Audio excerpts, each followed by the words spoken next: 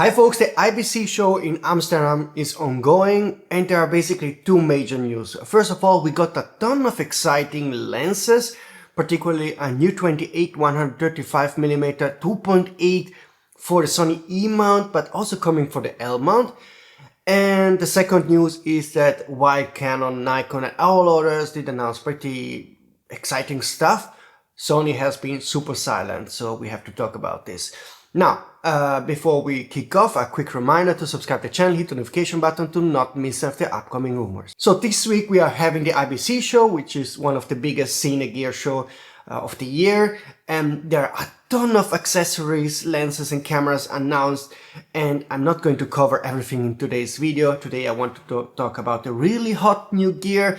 If you want to know everything because you're a cine guy, jump over to cined.com and also newshooter.com because they are making a very detailed coverage of all the gear and it's very interesting to see what has been announced. But let's kick off with a couple of hot news. First of all, Schneider, you know, the German company, is working together with Samyang to make new zoom lenses, and they displayed 4 new zoom lenses. The fourth one is pretty exciting. The first lens is the 14-24mm 2.8 L mount lens. We already have an E mount version, so this is just the announcement of the L mount version. Then we have the new 24-60mm 2.8, again L mount. The E mount version has been announced last week or 2 weeks ago. So what they announced at the IBC show is now the L mount version. The third lens is completely new. It's a 60-180mm 2.8 full frame E mount lens. You can see the E mount lens here. There will be also an L mount version down the road. This is a nice lens, but it has a ton of competition in this segment, like from Sigma, Sony, obviously, and so forth. But the fourth lens is really unique and I think super interesting, was really missing in the E-mount range. It's a 28-135 2.8 full frame E-mount lens. We are used to see 28, 200mm from Tamron, but this is not a constant aperture zoom. If you want a constant aperture 2.8, you get a 24-70. This is something completely different. I think this fills a niche and could be quite a popular lens because having 28 135 constant aperture 2.8 lens is very intriguing. For example, I'm a hiker, I use the Tamron 28 200mm lens, but having 28 135 2.8 constant aperture is really interesting for me personally. Let me know if you think this is an exciting lens and maybe consider to buy it. Nice work from Schneider and Samyang to make this lens. It's one of the few spots in the E-mount range where there was a gap and they are filling it with this lens. So there is no info yet about when this lens will be on the market. I guess we have to wait quite a bit because before that we get the 24-60mm 2.8. So I guess that during the first half of next year this lens will be available for pre-order. I expect the price to be okay because their lenses are never expensive. This could be potentially their best-selling zoom lens compared to the zoom lens they already have announced. This one is really great in my opinion. Now, moving on. We also have finally the info about the new, the pricing of the new Laowa 200mm 2.0. It's going to cost $1,999, which is $1,300 less than what you pay for the Sigma. Now, from the early reviews from Matt Grangers and others, it looks like this lens still has not the image quality of the Sigma and probably also not the autofocus performance, but it's very close and maybe a couple of things will still be improved because Matt Granger and others are only testing a prototype, and when particularly comes to autofocus, you can improve it via software updates. The lens is coming for the Z mount, Sony E mount and Canon EF mount. In future we might get X and GFX mount. Years ago it would have been unimaginable to think about 200mm 2.0 lens at such a pricing, okay? So great work from Laowa.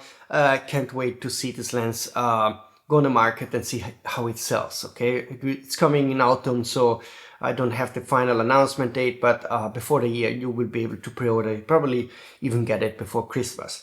Now, moving on. There is a new company in China named Zongra. They announced a couple of months ago a new 50mm 1.2 full frame autofocus E-mount lens.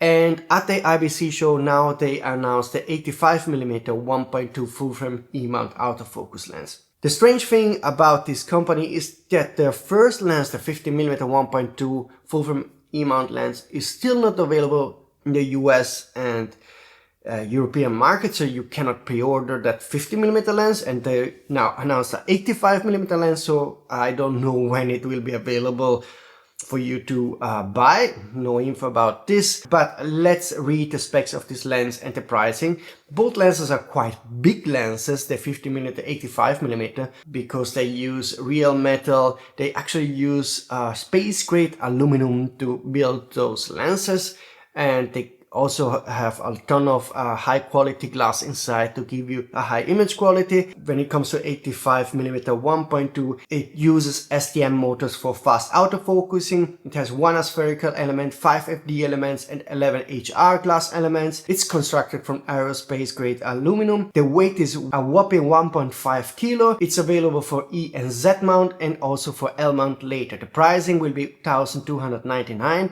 with availability expected by the end of 2025. Moving on to Viltrox, because Viltrox had quite many announcements. First of all, they announced the world's first PL to E mount autofocus adapter, which is kind of crazy. You can use PL cine lenses with autofocus right now.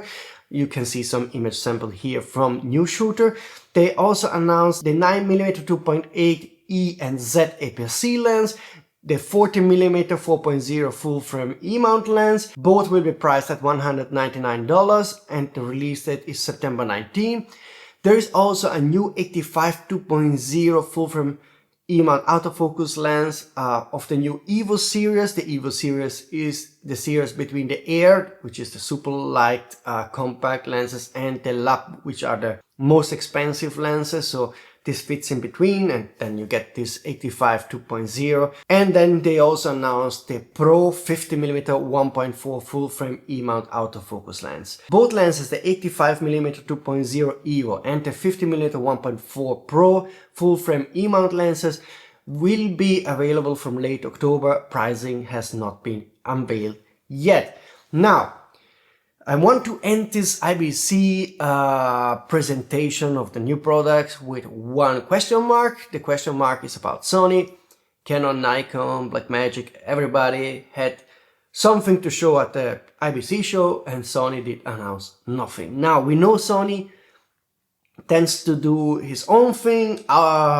They don't want to be mixed with the news from other companies, so they announce gear outside of the shows, like for example Sony FX2, but it seems that we didn't get news about a possible FX6, FX9 successor. Even the FX3 is under pressure because it's the most expensive full-frame compact cine camera compared to the Canon C50 and the Nikon ZR, and the Nikon ZR and Canon C50 have in many points stronger features. Trusted sources already told me that the development has been done. Now the question mark is if Sony will release what they have developed or postpone the release, add some features just to match or outperform the Canon C50 and Nikon ZR in some aspects. That is something I don't know. If you happen to know anything about this, drop a message using this email address and contact form. But hopefully Sony will give us some sign of life and some proper new gear that will be exciting. So folks, the wrap up here, for me personally, the big news is the 28 135mm 2.8, because I'm not so much a cine guy, more a photographer, and the 28 135 2.8 is damn really great as a focal length. Of course 24 would have been nicer, but 2.8 at 135, that's very useful. What do you think about all that gear? Is there something that I missed to report that you think I should have reported because it's particularly exciting? Okay folks, now before we end this video, a reminder to like this video to help the YouTube algorithm, subscribe to the channel and hit the notification button. See you very soon.